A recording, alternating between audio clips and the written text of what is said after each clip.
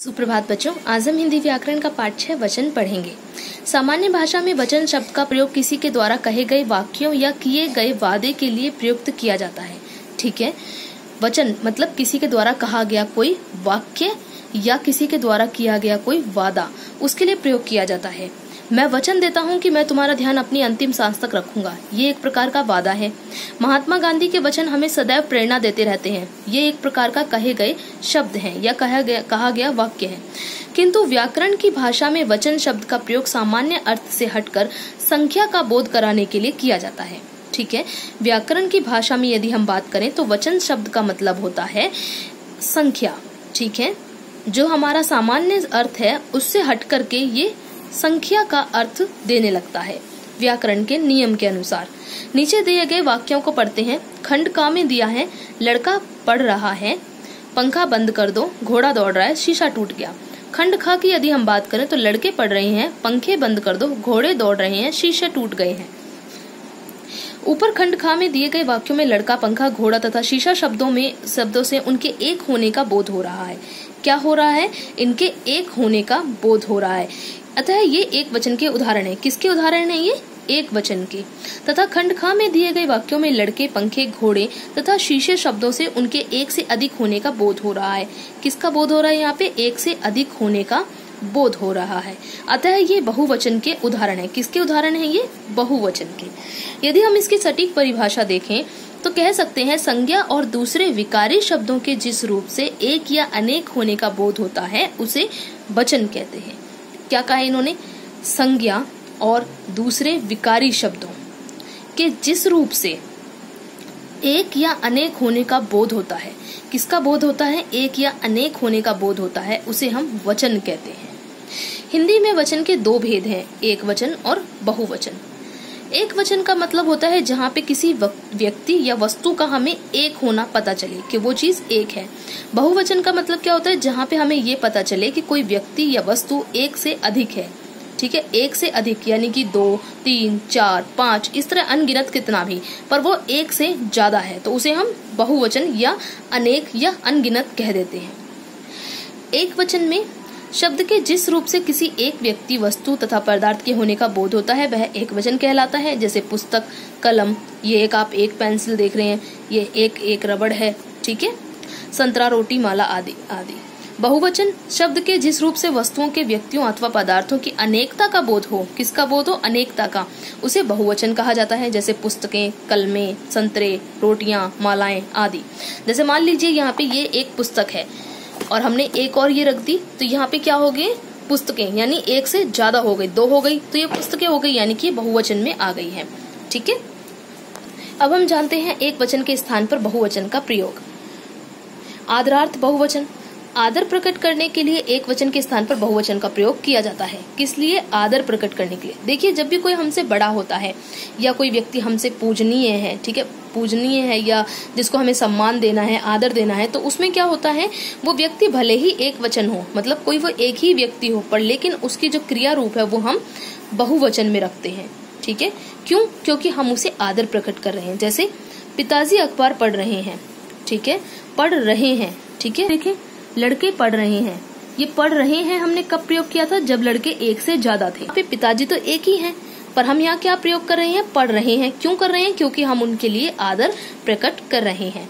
माताजी आप बैठ जाइए, अध्यापक पढ़ा रहे हैं, मामा जी आप अंदर चले आइए। ठीक है, लोक व्यवहार हेतु, जैसे तू एक वचन शब्द है और तुम बहुवचन शब्द है, परंतु लोक व्यवहार में तू एक वचन के स्थान पर तुम का प्रयोग ही अधिकतर किया जाता है। क्यों किया जाता है?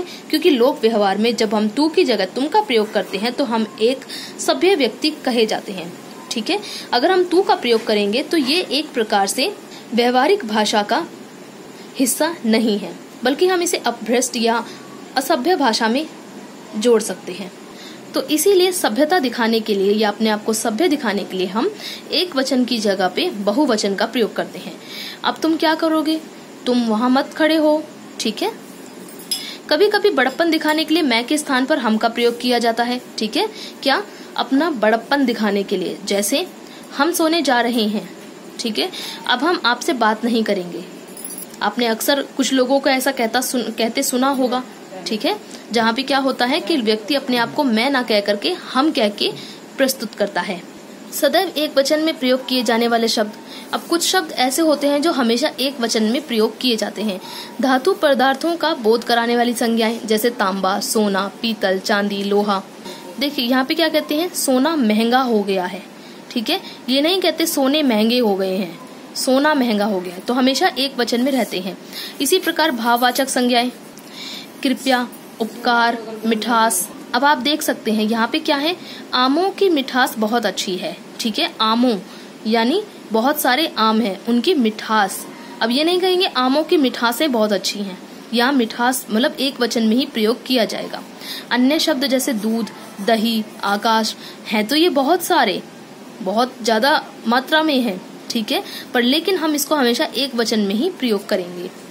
समूहवाचक संज्ञाएं जैसे मंडल, गुच्छा, जाति, परिषद, कमेटी, जाति, सेना, दल, कथा, निगम, केंद्र आदि। ठीक है, अब हम क्या बात करते हैं, मंडल क्या होता है। मंडल होता है बहुत सारे लोगों का समूह। ठीक है, इसमें एक से अधिक व्यक्ति होते हैं, पर लेकिन हम क्या कहते हैं, यह मंडल कहीं जा रहा है। ठीक है, हम ये नहीं कहेंगे ये मंडले कहीं जा रहे हैं। ठीक, मंडल, क्योंकि हमें इसे एक वचन में ही प्रयोग करते हैं। आगे हम बात करते हैं वचन परिवर्तन के नियम की।